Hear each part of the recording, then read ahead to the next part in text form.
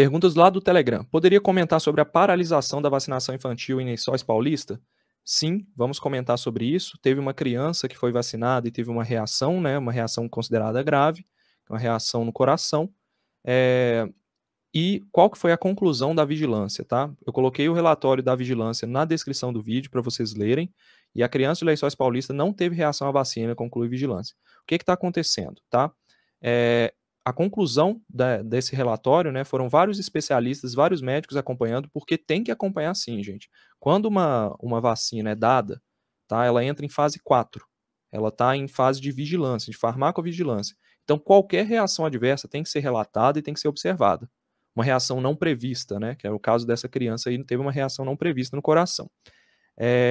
Então, foi avaliado, tá?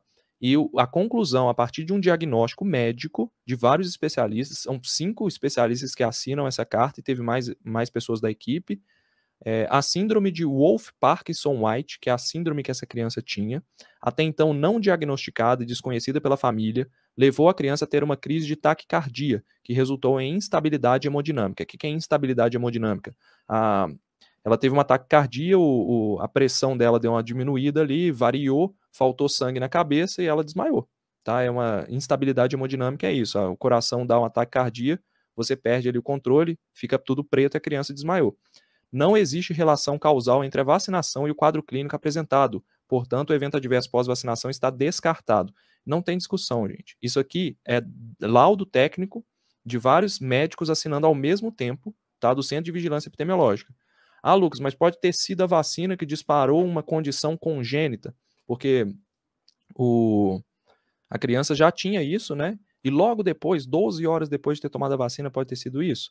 Não, pessoal. Sabe por quê? A gente tem o costume de...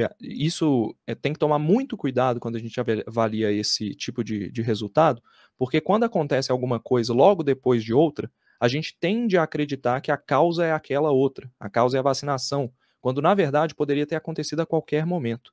Então vou trazer um outro caso aqui, tá? Que é para vocês começarem a prestar atenção, beleza?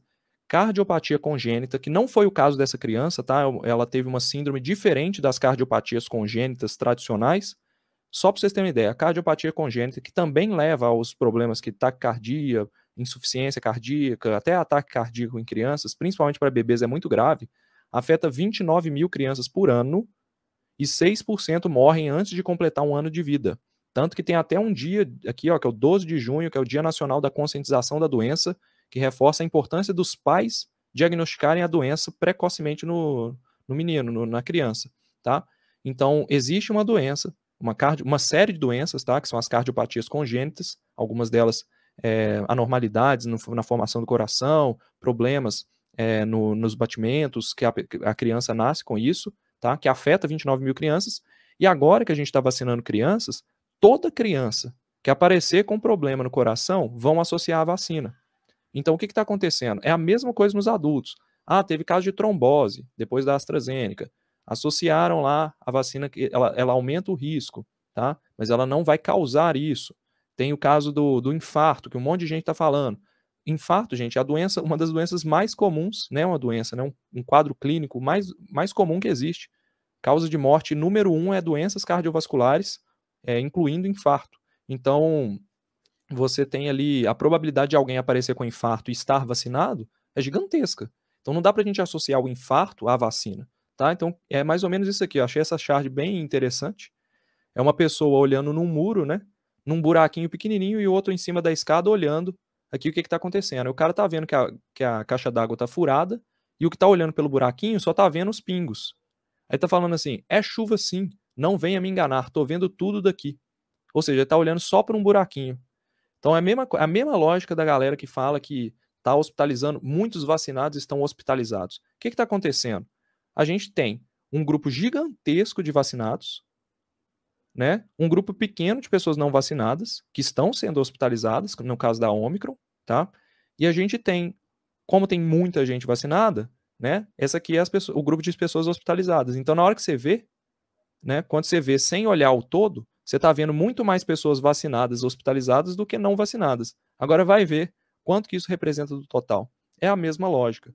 Então, é um efeito de observação, chama viés de observação, tá? É quando você pega uma observação e tende a acreditar que aquela observação representa a realidade. É um dos principais maus de médico aí. Médico que é bom sabe. Não pode pegar uma observação no consultório e tratar aquilo como se fosse a realidade da população. Ele não tem poder estatístico. Mesmo que ele atenda 5 pessoas seguidas com o mesmo problema, ele não tem poder estatístico para falar que está rolando um surto na cidade. Ele precisa de outras avaliações. É por isso que os estudos randomizados são tão importantes perante as observações médicas, tá? Então, no caso dessa criança que teve o problema da vacina aí, foi não foi uma fatalidade porque ela não morreu, né? Foi tratada e tá bem. Mas foi uma adversidade, poderia ter acontecido com qualquer criança e que foi uma coincidência que ela estava vacinada. Então, eles não associaram. A criança já tinha isso antes de nascer. Aliás, depois que nasceu, ela já tinha isso, né? Já nasceu com isso.